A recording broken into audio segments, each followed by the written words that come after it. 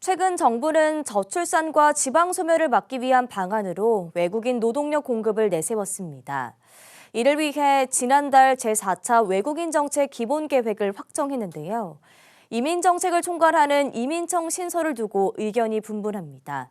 어떤 이유인지 장정훈 기자가 취재했습니다.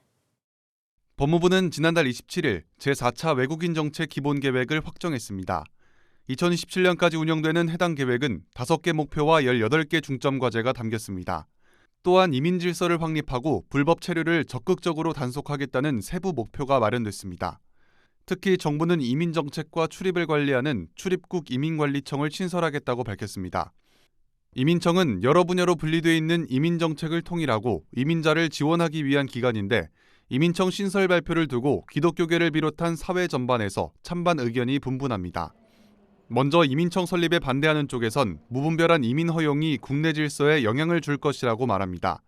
이들은 이주민이 국내에 입국해 사라지는 비율이 높다는 것을 그 이유로 들고 있습니다.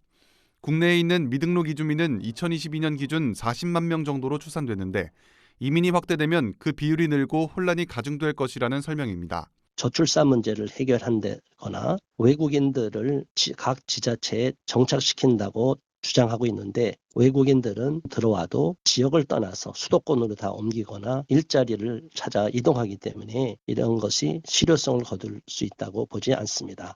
이민청 신설을 찬성하는 측은 국내 외국인이 계속 증가하고 있는 만큼 이민청을 설립해 정책을 체계화해야 한다고 주장합니다. 이들은 이주민들로 생긴 갈등을 해결할 수 있는 방안이 이민청이라고 설명합니다.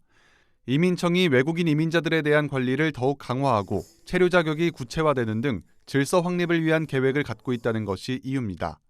또 이민자들을 장려하는 것이 국내 이주민 선교의 확대 효과도 있을 것이라고 말합니다.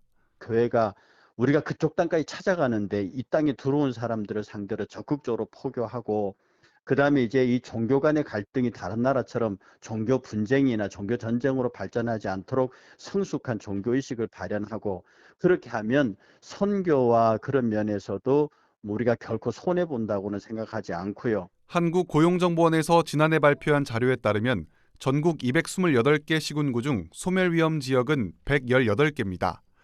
지난해 4분기 합계 출산율도 1인당 0.6명대까지 떨어지면서 이민청이 인구 절벽의 현실적인 대안이 될 수 있을지 주목됩니다. 구티비 뉴스 장정훈입니다.